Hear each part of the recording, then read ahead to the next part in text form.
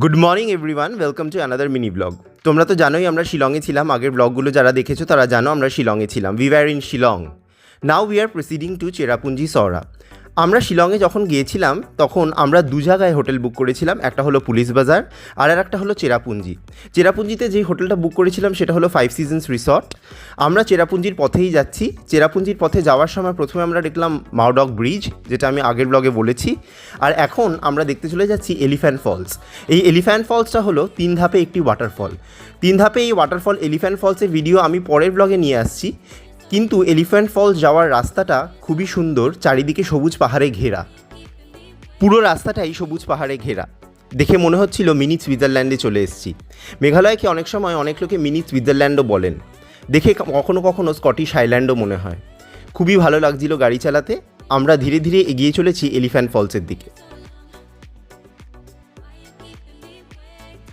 আমরা এখন দেখতে চলে এসেছি এলিফ্যান্ট ফলস। এটা সহরা অর্থাৎ চেরাপুঞ্জি যাওয়ার রাস্তাতেই পড়ে। এলিফ্যান্ট ফলস হলো 3 ধাপে একটি ওয়াটারফল। প্রথমে ফার্স্ট ফল, তারপর সেকেন্ড ফল, তারপর থার্ড ফল। এলিফ্যান্ট ফলস দেখব এবং সবার সঙ্গে শেয়ার করব। সবাই দেখো কীরকম লাগে এলিফ্যান্ট ফলস। জানি তো খুবই ভালো এলিফ্যান্ট ফলস দেখতে।